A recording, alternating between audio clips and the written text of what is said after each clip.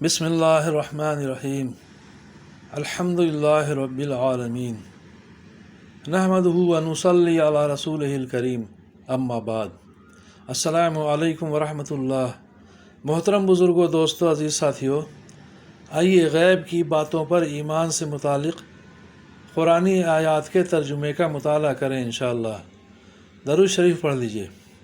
اللہم صلی علی محمد النبی الامی وعلی آلہ وسلم تسلیما کثیرا کثیرا۔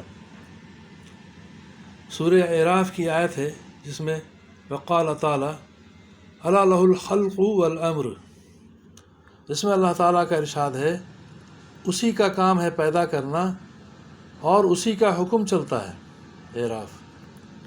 پھر آگے بھی سورہ اعراف ہی کی آیت ہے وقال تعالی ما لکم من الہ غیرہ، جس میں اللہ تعالیٰ کا ارشاد ہے ہر نبی نے آ کر اپنی قوم کو ایک ہی پیغام دیا کہ اللہ تعالیٰ ہی کی عبادت کرو، ان کے سوا کوئی ذات بھی عبادت کے لائق نہیں۔ اعراف۔ آگے سورہ لقمان کی آیت ہے وقال تعالی ولو انا سے لے کے عزیز الحکیم تک،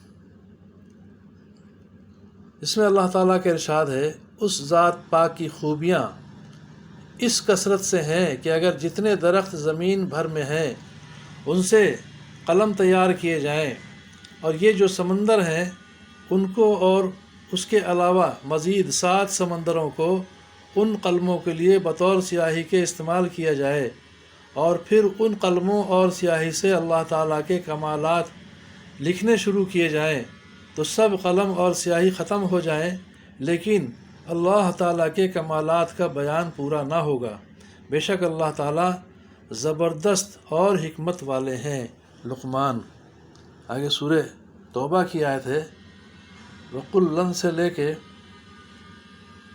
فَلْيَتَوَكَّلِ الْمُؤْمِنِينَ تک، اس میں اللہ تعالیٰ نے رسول اللہ صلی اللہ علیہ وسلم سے ارشاد فرمایا آپ فرما دیجئے کہ ہمیں جو چیز بھی پیش آئے گی وہ اللہ تعالیٰ کے حکم سے ہی پیش آئے گی، وہی ہمارے آقا اور مولا ہیں، لہٰذا اس مصیبت میں بھی ہمارے لیے کوئی بہتری ہوگی، اور مسلمانوں کو چاہیے کہ صرف اللہ تعالیٰ ہی پر بھروسہ کریں۔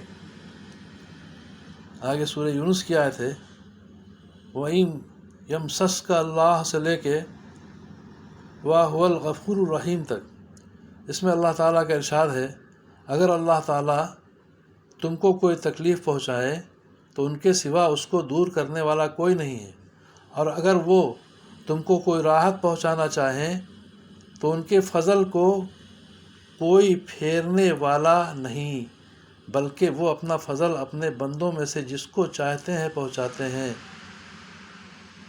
وہ بڑی مغفرت کرنے والے اور نہایت مہربان ہیں۔ سورہ یونس۔ آگے پھر اس سے متعلق یعنی غیب کی باتوں سے متعلق احادیث آئیں گے انشاءاللہ، آئندہ مطالعہ کیا جائے گا۔